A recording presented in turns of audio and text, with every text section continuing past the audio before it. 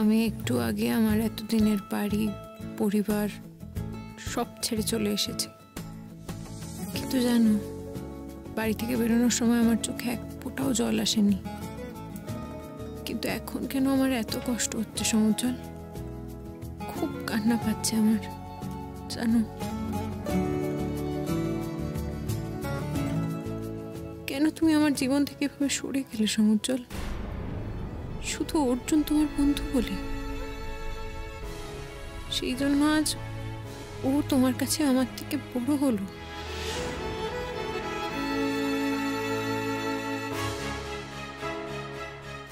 কিন্তু নিয়তিকে তুমি অস্বীকার করতে পারো না। ভালো করে দেখো সমুজ্জ্বল বসু, যতই চেষ্টা করো তুমি আমার কাছ থেকে পালাতে পারবে না, আর আমিও পারবো না তোমার কাছ থেকে পালাতে।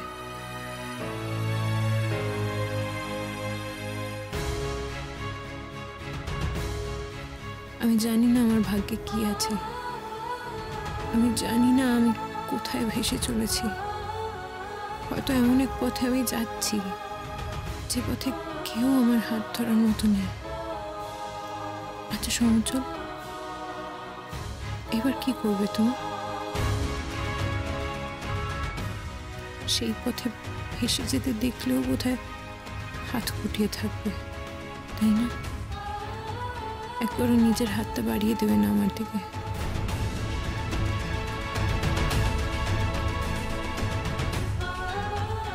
এসব কি ভাবছি আমি?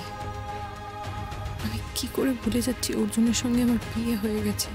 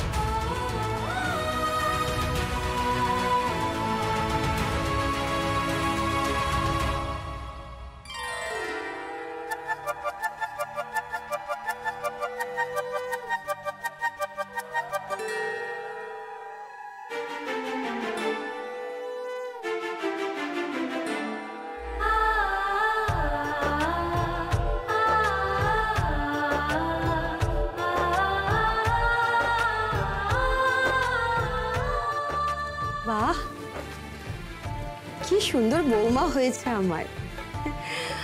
বাড়িতে ঢুকতে না ঢুকতে দেখো আমাদের বাড়িটা আলো হয়ে গেছে। ও দিদি ভাই, পুরো আদরটা কি এখানে দাঁড়িয়েই সারবে নাকি? বরণটা শেষ করো, দাঁড়াও মিষ্টিটা দি। যা বোঝানোর ঠিকঠাক ভাবে বুঝেছিস তো? হ্যাঁ, যা বলার পরিষ্কার করে বলে দিয়েছি। আর তুমি এসব নিয়ে টেনশন করো না, একদম নিশ্চিন্তে থাকো। আফটার অল অর্জুন হচ্ছে চাটুর্য বাড়ির ছেলে, বাঘের বাচ্চা। ওকে বোঝাবার কিছু নেই, খুব ভালো করে জানে যে মেয়েদের কি করে হাতের মুঠোয় রাখতে হয়। ওকে নিয়ে তো আমার চিন্তা নেই, আমার চিন্তা এই দুটোকে নিয়ে।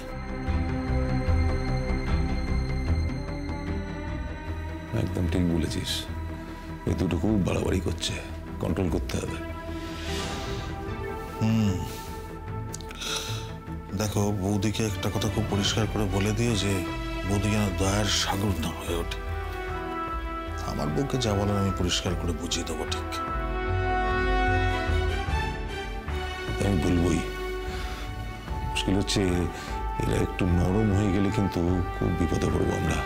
আর তারপর আমাদের মা তো আছেই, মাকেও কিন্তু একটু কন্ট্রোল করতে হবে, বুঝতে পারলি? দেখো, এদেরটা আমি ভাবছি না, এদেরকে দাবড়ে দেবো, একদিন ঠিক হয়ে যাবে। চিন্তা হচ্ছে মিলিকে নিয়ে। ও তো এদের থেকে এক হাত বেরিয়ে। এটা ঠিক কথা বলেছিস, সমস্যা তো ওকে নিয়ে। আরে দুধ আলতার পাত্রটা আনতে বল, কতক্ষণ ছেলে মেয়েদের দরজার বাইরে দাঁড়িয়ে থাকবে। পঙ্কা, দুধ আলতার থালাটা দিলে প্রথমে তুমি বাঁ পাটা দেবে, ওটা তারপর বাড়িতে ঢুকবে, কেমন? যা নিয়ে। হ্যাঁ দিদি ভাই। আরে আরে ও তিতলি, তুই ওখানে দাঁড়িয়ে কি করছিস? আয় এদিকে আয়, দরজাটা আটকা। কেন? আমি দরজা আটকাবো কেন? দেখো, আরে বাবা তুই তো ননদ নাকি? ননদকেই তো দরজা আটকাতে হয়, না হলে দাদার কাছ থেকে মোটা টাকাটা আদায় করবি কি করে? না না, আমি এই সমস্ত করতে পারবো না। দেখো এখনকার মেয়েগুলো সব এরকমই হয়েছে। আরে শোন, এটা একটা নিয়মও বলতে পারিস, এটা তো সবাই করে। শোনো জেঠি, আমাকে না দাদা ভাইয়ের কাছ থেকে আলাদা করে টাকা চাইতে হয় না, দাদা ভাই আমাকে এমনি টাকা দেয়। আর তোমরা না এইসব নিয়ম কানুনে আমাকে প্লিজ ইনভলভ করো না। এমনিতে একটা ডিসকাস্টিং বিয়ে, সারাক্ষণ সিনক্রিয়েট আর ঝগড়া ছাড়া কিছু হয়নি। ফাইনালি ওই ফ্যামিলির চিপ ঝামেলাটা শেষ হয়েছে। আমি এখন জাস্ট একটু রিল্যাক্স করতে চাই। আহ তিতলি, কি সব আজে বাজে কথা বলছিস তুই? ও মা, আজে বাজে কথা হতে যাবে কেন গো? তিতলি তো ঠিকই বলেছে, এমন বিয়ে বাড়ি আমার বাপে কালে আমিই দেখিনি। চিরটা কাল বিয়ে বাড়িতে যা দেখেছি, যে বউ মানুষ যে হয় সে চুপচাপ থাকে, কিন্তু এ তো পুরো উল্টো। কি কথা বউয়ের, কি মেজাজ, একেবারে তেড়ে তেড়ে আসছে। মা সে কি গো? তবে আর বলছি কি, গয়না ছিঁড়ি দেখো না, সে নিয়ে আমরা কথা বলছি। ওকে কিছু বলাই হয়নি, বলা হয়েছে ওর বাপ মাকে। বাবা কোথায় থেকে এই মেয়ে এসে একেবারে চোখ মুখ ঘুরিয়ে ঘুরিয়ে টকস টকস কথা বলে দিল। কি ঝগড়া করলো, নিয়ে একেবারে গয়না খুলে ফেলতে যায়। বলো কি, গুরুজন টুরুজন মানলো না? আরে সেটাই তো বলছি, পরিবারের শিক্ষাটা একবার ভেবে দেখো।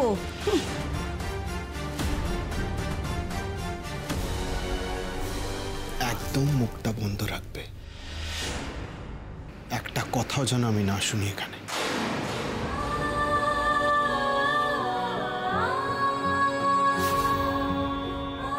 পিসিমা বলছি থাক না, যা হওয়ার তা তো হয়েই গেছে। এখন এই আনন্দ উৎসবের দিনে এই সমস্ত কথা আলোচনা না করলে ভালো হয় না? আচ্ছা এই আনন্দ উৎসব কদিনের, কিন্তু এরপর ওই মেয়েকে নিয়ে তোমাদের ঘর সংসার করতে হবে, তখন এই সব নতুন বউয়ের কাজ কারবার লুকোতে পারবে তো? আমরা আছি, দেখবো সবই। তাছাড়া ভুল তো কিছু বলা হয়নি গো, এটা কি বাপের একমাত্র মেয়েকে দেওয়া জিনিসের নমুনা নাকি? আহ, অনেক হয়েছে, কাল থেকে শুনে যাচ্ছি একই কথা বলে যাচ্ছ তোমরা। আচ্ছা এই পরনিন্দা পরচর্চা ছাড়া তোমাদের আর কোনো কাজ নেই? হ্যাঁ, এই মেয়েটা নতুন বাড়িতে এসে বাড়ির সম্বন্ধে কি ভাবছে সেটা ভেবেছো? ছি ছি ছি ছি ছি ছি, আমাদের সম্বন্ধে ওর কি ধারণা হচ্ছে? পারো বটে তোমরা, সত্যি সব কিছু নিয়ে কুৎসা করা। কুৎসা কোথায় দেখলি মিলি? আর তাছাড়া আমরা যেগুলো বলছি সেগুলো তো মিথ্যে নয়, বল? সত্যি আর মিথ্যের বোধটা না বিভিন্ন মানুষের বিভিন্ন রকম ভাবে থাকে। তোমাদের তো সত্যি হলো মিথ্যেকে হার মানিয়ে দেয়। এই শোন মিলি, এসব ব্যাপারে কথা বলার তুই কে রে? তুই নিজে তো সংসারটা করতে পারলি না, আর বড় বড় কথা বলছিস। কেন যায়নি জানো তো অন্য কারো সংসারে? এই তোমাদের মতো না 4টে শ্বশুর বাড়ির লোকের ভয়। এই মেয়েটা দাঁড়িয়ে দাঁড়িয়ে তোমাদের এই নোংরামিগুলো সহ্য করছে। আর অর্জুন তো মুখে কুলু পেটে দাঁড়িয়ে আছে। আমি হলে না, আমি এসব সহ্য করতে পারতাম না। এই মেয়েটাই বাড়িতে ঢুকতে না ঢুকতেই ওত পেতে থাকা শিকারী বাঘের মতন ঝাঁপিয়ে পড়লে তোমরা। আমাদের এখনো সেই খারাপ দিন আসেনি যে নতুন বউয়ের আনা গয়নার দিকে আমাদের তাকিয়ে থাকতে হবে। কি রে অর্জুন, তুই কিছু বলবি না? দেখো নিরূপ, তোমরাই দেখো, আমরা আর কি বলবো? এই ঘরের মেয়ে যদি এইরকম হয় তাহলে বাইরের মেয়েকে কি দোষ দেবো বলো তো? মিলি, তুই কিন্তু বড্ড বাড়াবাড়ি করছিস। একটা মেয়ে হয়ে যদি আরেকটা মেয়ের সম্মান বাঁচানো বাড়াবাড়ি হয়ে থাকে, তাহলে সেই বাড়াবাড়িটা আমি করেছি। আজকের দিনটায় তোমরা প্লিজ ঝামেলা করো না। আর ঠাকুরজি তুমি চুপ করো না গো প্লিজ, এবার শেষ করো সব কথা এখানেই। দিদিভাই, আমার মনে হয় এবার স্ত্রী আচারগুলো শেষ করা দরকার। ওরাও তো দুজনে একটু বিশ্রাম নেবে, বলো? কি হলোটা কি? এত চেঁচামেচি কিসের? কি হচ্ছে এখানে শুনি? আমি বিধবা মানুষ, আচার অনুষ্ঠানে থাকতে পারি না, তাই আমি ঘরের মধ্যে বসেছিলাম। তোমাদের গলার আওয়াজে তো আমি এখানে আসতে বাধ্য হলাম। দেখো কাকিমা, তোমার কিন্তু ঘরে থাকলে চলবে না। এখানে তোমার নাতির ভবিষ্যৎ নিয়ে কথা হচ্ছে। ওর ভাগ্যে যে কি আছে কে জানে। যা হবে ভালোই হবে। আমার লক্ষ্মীমন্ত নাত বউ এসে গেছে, আর চিন্তা কি। ও বড় বৌমা, কি গো, আমার নাত বউকে ঘরে তুলবে নাকি এখানে এখনো কথাই হয়ে যাবে? তোমার নাত বউকে ঘরে ঢোকা থেকে তো আমরা কেউ আটকায়নি। তুমি এসে ভালো করে দেখো যে তোমার বাড়ির নাত বউ তা কি নিয়ে এসেছে, তোমার বাড়িতে কি নিয়ে পা রাখছে সেটা দেখো। দেখো, আমার নাত বউ কি নিয়ে এ বাড়িতে পা রেখেছে সেটা তো তোমাদের দেখবার দরকার নেই। আমার নাত বউ যে আমাদের বাড়িতে পা রেখেছে এটার জন্যই আমি খুব আনন্দিত, খুব খুশি। ও বড় বৌমা, ছোট বৌমা, তোমরা তোমাদের হাতের কাজ কেন ফেলে রেখেছ? আমার নাত বৌমাকে দোরগোড়ায় দাঁড় করিয়ে রেখে তোমরা সব বকর বকর বকর বকর করছো। আমি যখন এসেই পড়েছি এখানে আমি দাঁড়িয়ে রইলাম। না, স্ত্রী আচার সব শেষ করো, তাড়াতাড়ি করো। বাড়ির সব মেয়ে বউরা কি একই ধরনের হয় নাকি বলতো? ঠিকই বলেছিস।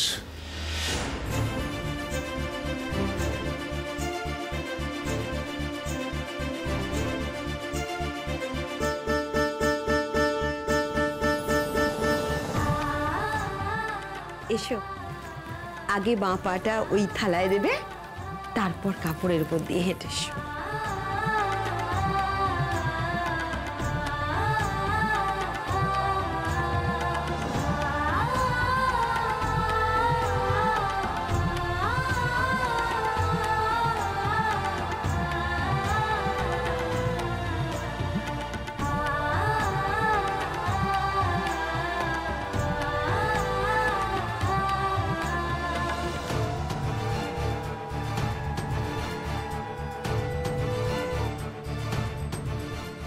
অর্জুন, কঙ্কা, একটু দাঁড়া।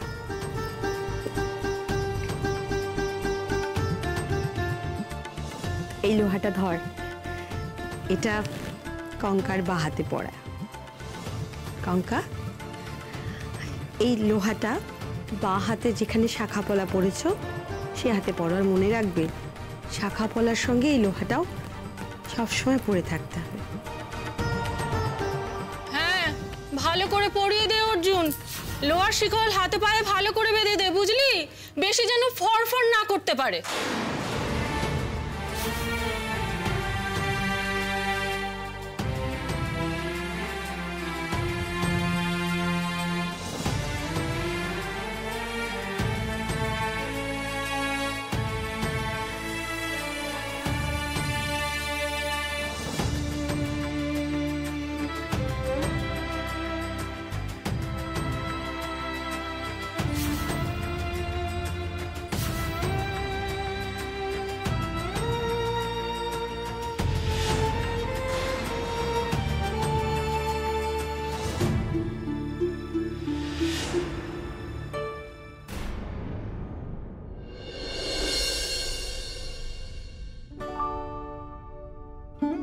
এসো কঙ্কা, ভেতরে এসো।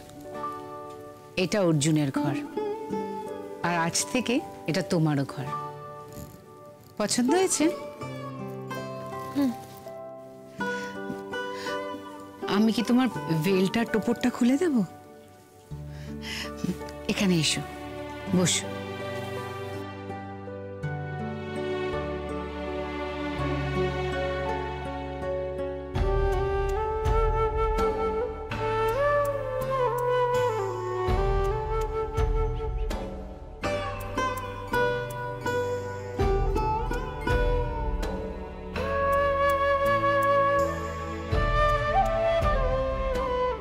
কি হয়েছে কঙ্কাবতী?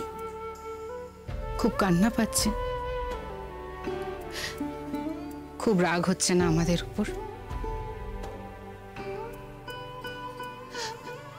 আচ্ছা, তুমি কি একটু রেস্ট করে তারপরে চান করে ফ্রেশ হবে নাকি আগে ফ্রেশ হয়ে নেবে? আপনি যা বলবেন। আপনি না, আজ থেকে আমাকে তুমি বলবে, কেমন? Very good. তুমি নিশ্চয়ই বুঝে গেছো যে আমি অর্জুনের পিসিমণি। আজ থেকে কিন্তু আমি তোমারও পিসিমণি।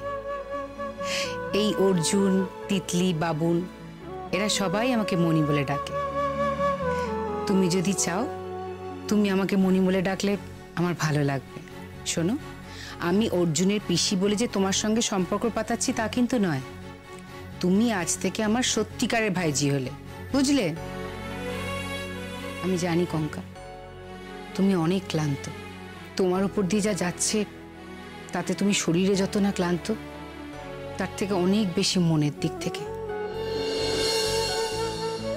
আমি জানি নিচে যে কথাগুলো হচ্ছিল তার জন্য তুমি খুব কষ্ট পেয়েছো। ওদের কথাগুলো মাথায় রেখো না কঙ্কা। আমাদের দুর্ভাগ্য যে এরকম মানুষ আজও আমাদের সমাজে সংসারে থেকে গেছে। তবে এরা কিন্তু শুধু আজই বাড়িতে আছে, কাল বৌভাত হয়ে গেলেই সবাই যে যার নিজে নিজের সংসারে ফিরে সেখানে গিয়ে বিষ ছড়াবে। তোমাকে আর জ্বালাতন করতে পারবে না। এই বাড়িতে তোমার সঙ্গে আমরা সকলে যারা থাকবো তারা তোমাকে খুব ভালোবাসবো, ভালোবেসে একেবারে আপন করে নেব। বড় বৌদি, ছোট বৌদি, আমার মা, এরা তোমাকে অর্জুনের থেকে একটুও কম ভালোবাসবে না। বড় নরম মানুষের। তবে এটা ঠিক যে বাড়ির পুরুষরা একটু সেকেলে মধ্যযুগীয় মানুষ, ভাবনায়, চিন্তায়, কথাবার্তায় এখনো সেই ফেলে আসা যুগেই পড়ে আছে। আর পড়ে যে আছে সেটা নিয়ে আবার ভীষণ গর্বিত। এই বড়দা ছোটদা এই দুজনেই বিরাট বড় অ্যাডভোকেট। এদের বেশিরভাগ সময়টাই কাটে বাইরে অনেক আধুনিক মনস্ক মানুষের সঙ্গে, কিন্তু এদের মেন্টালিটিটা টিপিক্যাল পুরুষতান্ত্রিক ধারক বাহক রয়ে গেছে। তোমাকে এদেরকে বুঝতে হবে, তারপরে নিজের মতন করে এদেরকে সামলাতে হবে। তবে কঙ্কা, আমি কিন্তু তোমাকে একবারও বলবো না যে এদের সব কথা গুরুজনের কথা বলে মেনে নাও, এরা অন্যায় করলে মুখ বুজে থাকো, সেটা একবারও বলবো না। আমি নিজেও এদের মানি না, জানো তো। আমার মতো করে একটা নিজের আইডেন্টিটি বজায় রেখে চলি। তুমি যদি তেমনটাই করার কথা ভাবো তাহলে কিন্তু এদেরকে ভালো করে বুঝতে হবে। সেই সময়টা নিজেকে দিও, তাড়াহুড়ো করতে যেও না। কই কই আমার নাত বউ, সে কি করছে আমি দেখতে এলাম তো। কই দেখি, কাঁদছিস কেন মা? আমার মেয়ে নিশ্চয়ই তোকে কাঁদাচ্ছে। হ্যাঁ না না, মনে খুব ভালো।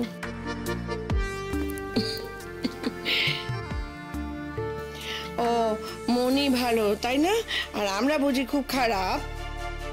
মা, এমনিতেই কঙ্কার মনটা খারাপ, এইসব ঠাট্টা করে তুমি ওর মনটাকে আরো বিচলিত করে দিও।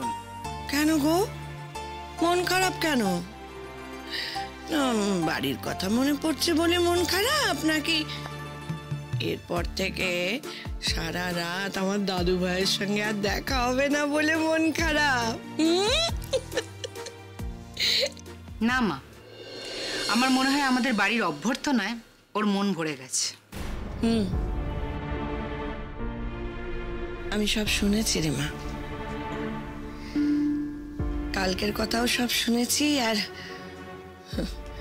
আজকের কথাগুলো তো আমার কানেই গেল। এত কথার মাঝখানে মন তো খারাপ হবে, অস্বস্তি হবে, অসুবিধেও হবে খানিক, কিন্তু একটা কথা খুব ভালো করে মাথায় ঢুকিয়ে নে, তুই কিন্তু একা নোস, আমরা সবাই আছি তোর সঙ্গে। কেউ যদি তোকে কিছু বলে সঙ্গে সঙ্গে সে আমাকে বলে দেবে, আর আমি যে বাড়ির সবার বড় সেটা নিশ্চয় জানিস। গঙ্গা, এখন ফ্রেশ হয়ে এই শাড়ি আর গয়নাটা পরে নিও, কেমন? এইগুলো পড়তে হবে? আমি আমার গয়নাগুলো আর পরে থাকতে পারবো না? আমি কি সেটা বলেছি তোমায়? তোর গয়না তুই পরেই থাক, তার উপরে এই গয়নাগুলো সবসময় পরে থাকিস। আমাদের বাড়িতে নিয়ম হলো যে নতুন বউ এলে সে এ বাড়ির গয়না পরে থাকবে। মা, একবার এদিকে এসো। হ্যাঁ দাঁড়া, আসছি। ওই আমার ডাক পড়েছে, আমি যাই কেমন? যেটা বলেছি সেটা মনে আছে তো? ভয় পাওয়ার কোনো কারণ নেই, বুঝেছ? আমরা সবাই আছি।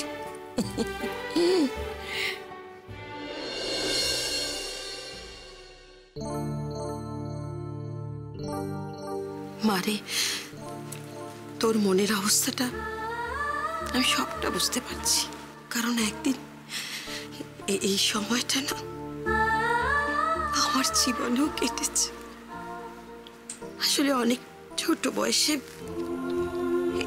এই বাড়িতে বউ হয়ে এসেছিলাম তো, বিশ্বাস কর ওই যে মানুষটা চলে গেল, আমার শাশুড়ি মা, ওই মানুষটা ছিল বলেই আমি এই সংসারে এতগুলো বছর টিকে যেতে পেরেছি। আমার উপরেও অনেক ঝড় ঝাপটা গেছে, কিন্তু ওই মানুষটা আমাকে সারাক্ষণ নিজের মায়ের মতো আগলে রেখেছে। আমি বলছি তো কি, তুইও পারবি মা, তুই সবটা সামলাতে পারবি। আছি তো আমি, আমরা সবাই আছি তোর সাথে, নিশ্চয়ই পারবি। আর অর্জুনকে দেখে ওর বয়সী বর্দা ছোটদাকে তো তুমি আন্দাজই করতে পারবে না। আমার দাদারা যা যৌবনে ছিল না, তোমার ভাগ্য ভালো যে ওদেরকে তুমি ওদের যৌবনে পাওনি। আর আমার বৌদিরা যা সহ্য করেছে না, তুমি সেটা সহ্য করতে পারতে না। অর্জুন অনেক নরম ছেলে, ওর মনটা ওদের মতন নয়, এই যা বাঁচোয়া।